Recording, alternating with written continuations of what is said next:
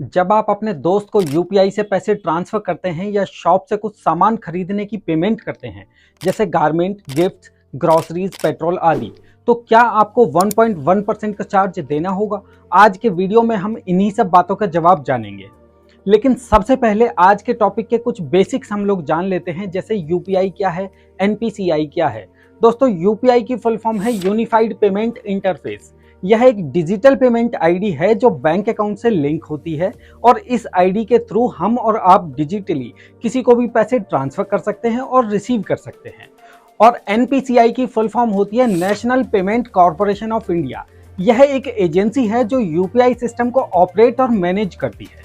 अभी पिछले दिनों एनपीसीआई के एक सर्कुलर ने सभी को कंफ्यूज कर दिया कि 1 अप्रैल 2023 यानी आज से यूपीआई के थ्रू पेमेंट करने पर सभी को 1.1% का चार्ज देना होगा। और आजकल लगभग 70% यंग जनरेशन और बाकी सभी लोग डिजिटल पेमेंट सिस्टम का यूज करते हैं।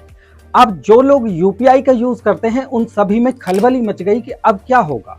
दोस्तों, अगर आपने अभी तक मेरे चैनल को सब्सक्राइब नहीं किया है तो बेल आइकन दबाकर सब्सक्राइब कर लीजिए, सो दैट कि आने वाले समय में इनकम टैक्स कैसे बचाएं और दूसरे जनरल टॉपिक्स पर मेरी इंफॉर्मेटिव वीडियो आप तक पहुंच सके। तो दोस्तों, जब यह खलबली मच गई तो खबर एनपीसीआई तक पहुंची। तो एनपीसीआई ने एक सर्कुलर जारी किया और क्लियर किया कि प्रीपेड पेमेंट इंस्ट्रूमेंट के जरिए केवल मर्चेंट ट्रांजैक्शन पर ही 1.1% की इंटरचेंज फीस लगेगी, लेकिन आपको नहीं, शॉपकीपर को यह चार्ज देना होगा। वह भी तब जब आप 2000 से ज्यादा अमाउंट की मर्चेंट ट्रांजैक्शन के लिए प्रीपेड पेमेंट इंस्ट्रूमेंट का इस्तेमाल करते हैं। एनपीसीआई ने कुछ सेक्टर्स के लिए अलग अलग चार्ज रेट रखा हुआ है। अब किस ट्रांजैक्शन पर कितना चार्ज देना है और किस पर नहीं देना, यह मैं डिस्कस करने वाला हूं। लेकिन पहले जान लेते हैं, प्रीपेड पेमेंट इंस्ट्रूमेंट का मतलब है डिजिटल वॉलेट्स, जैसे पेटीएम वॉलेट, फोन पे वॉलेट, मोबीक्विक या अमेजॉन पे वॉलेट आदि। इन वॉलेट में आप अपने बैंक अकाउंट से पैसे ट्रांसफर करते हैं और फिर किसी भी शॉपकीपर को पेमेंट करते हैं। अब जानते हैं कि इंटरचेंज फीस का मतलब है कि जब आप शॉपकीपर को पेमेंट करते हैं तो उस शॉपकीपर का बैंक उस पैसे में से अपना चार्ज काटकर बाकी पैसे शॉपकीपर के अकाउंट में डिपॉजिट कर देता है। तो बैंक ने अपना जो चार्ज काटा उसे हम इंटरचेंज फीस कहते हैं। आपने अब से पहले कई बार फेस किया होगा कि जब आप क्रेडिट कार्ड से पेमेंट करते थे तो कुछ दुकानदार आपसे कुछ परसेंट एक्स्ट्रा पैसे मांगते थे। ऐसा इसलिए था क्योंकि उस दुकानदार का बैंक इस क्रेडिट कार्ड ट्रांजैक्शन पर कुछ चार्ज वसूल करता था। इसी तरह से अब यूपीआई की कुछ खास ट्रांजैक्शन पर बैंक दुकानदार से कुछ पैसे चार्ज करेगा। अब जानते हैं कि 1.1% का चार्ज तब लगेगा जब आप अपने यूपीआई से शॉपकीपर का क्यूआर कोड स्कैन करके या मोबाइल नंबर के थ्रू 2000 से ज्यादा की पेमेंट करते हैं। और कब चार्ज तब नहीं लगेगा?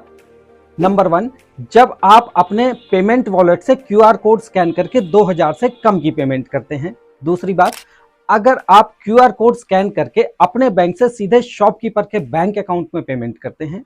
तीसरा, जब आप दुकानदार के फोन नंबर पर पेमेंट करेंगे तो यह पैसा आपके बैंक से सीधे दुकानदार के बैंक अकाउंट में जाता है, तब भी यह पैसे नहीं लगेंगे। यानी bank to bank UPI transaction पर और 2000 से कम की ट्रांजैक्शन पर कोई चार्ज नहीं देना होगा। एनपीसीआई ने सभी सेक्टर्स के लिए अलग अलग चार्ज रेट रखा हुआ है, जैसे पेट्रोल पर 0.5%, टेलीकॉम, एजुकेशन, पोस्ट ऑफिस पर 0.7%, सुपरमार्केट या ग्रोसरी शॉप पर 0.9%, म्यूचुअल फंड, इंश्योरेंस तथा रेलवे पर 1%, कन्वीनियंस स्टोर पर 1.1%। इसमें भी कुछ चार्जेस पर अपर लिमिट कैपिंग रखी हुई है, जैसे इंश्योरेंस, गवर्नमेंट, एग्रीकल्चर सेक्टर की पेमेंट पर 10 रुपए, म्यूचुअल फंड, एजुकेशन पर अपर लिमिट 15 रुपए की है, रेलवे ट्रांजैक्शन पर 5 रुपए का चार्जेस रखा हुआ है। और ये सभी चार्जेस दुकानदार को देने हैं, यूपीआई यूज करने वाले को नहीं देने। इसका इफेक्ट यह हो सकता है कि जैसे क्रेडिट कार्ड पर शॉपकीपर आपसे पहले कुछ चार्जेस मांगता था, इसी तरह से अब यूपीआई ट्रांजैक्शन पर भी कुछ पैसे एक्स्ट्रा मांगे। लेकिन इस बात की पॉसिबिलिटी बहुत कम है, क्योंकि 99.99% ट्रांजैक्शन कस्टमर के बैंक खाते से सीधे शॉपकीपर के बैंक अकाउंट में जाती हैं और उस पर कोई चार्ज नहीं देना होता। लेकिन फिर भी अगर यूपीआई पेमेंट करने पर शॉपकीपर आपसे चार्ज मांगता है तो उसे कैसे अवॉइड करें? नंबर 1, वॉलेट का इस्तेमाल कम करें। पेट्रोल, ग्रोसरी आदि एक बार में 2000 से कम की परचेज करें। वॉलेट से पेमेंट करनी है तो 2000 से कम की पेमेंट करें। अगर आप 2000 से ज्यादा की पेमेंट करनी हो तो 2 बिल बनवाएं या 2 बार में पेमेंट करें। आशा करता हूं आपको मेरी जानकारी पसंद आई होगी। धन्यवाद।